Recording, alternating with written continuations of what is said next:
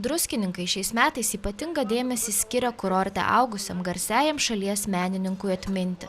Šiuo metu veikianti edukacinė programa Pasakiška Mikalojaus Konstantino Čiurlionio simfonija yra skirta 100-sioms didžiojo dailininko ir kompozitoriaus mirties metinėms paminėti. Anot projekto organizatorės Linos Balčiūnienės, šios dirbtuvės yra puiki galimybė druskininkų moksleiviams ne tik susipažinti su tradiciniais amatais, bet ir patiems juos išbandyti. Kadangi šie metai yra Čiurlionio metai ir yra skiriami 100-sioms Čiurlionio mirties metinėms paminėti, o Čiurlionio kūryboje yra taipogi elementų tautodailės tokių, tai tiesiog taip ir kilo.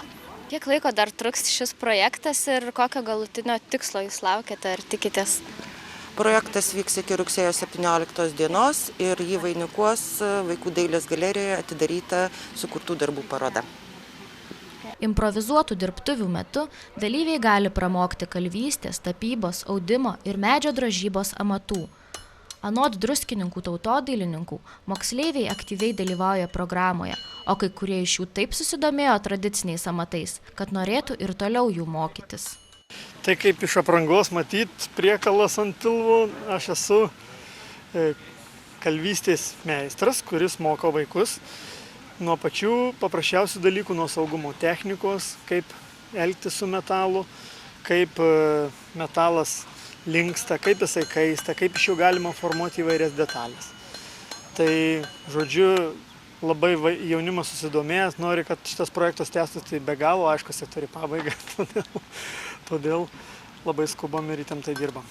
Ir kaip jaunimui sekasi kalvystės menas? Tikrai sekasi neblogai. Galima bus parodyti, iš tikrųjų jie padarė įvairių dalykų, padarė žvakides, padarėm bendrą savo darbą saulutę, tokią bendrą kūrybinį darbą kartu su manim. Jaunimas labai nori, imasi, žodžiu, visko klausia, domisi, tikrai matosi, kad rezultatai bus geri. O kiek laiko užtrunka padaryti, kad ir paprasčiausią gaminį saulutę ar...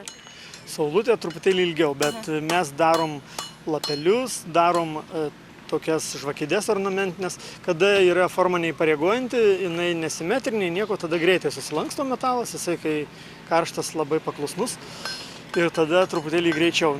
Tarkim, poros valandų žvakidę padaryti vaikam tikrai užtenka, jie gali jau paskui jo improvizuoti tam kūrybiniam procese. Su saulute, aišku, sunkiau, nes ten yra simetrija, reikia kniedyti detalės, vieną jungti su kita, todėl šiek tiek daugiau laiko užima. Gal gali papasakot, kodėl čia šiandien atėjai ir ką čia dabar darai?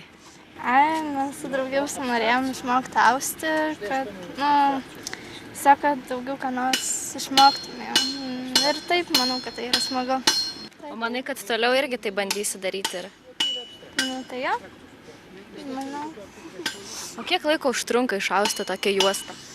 Net nežinau, kelias valandas gal net. Visą šią savaitę druskininkų moksleiviai dar turės galimybę išbandyti savo jėgas tradicinės tautodailės šakose. O jų darbelius galėsime išvysti rugsėjo 18 dieną Vaikų dailės galerijoje.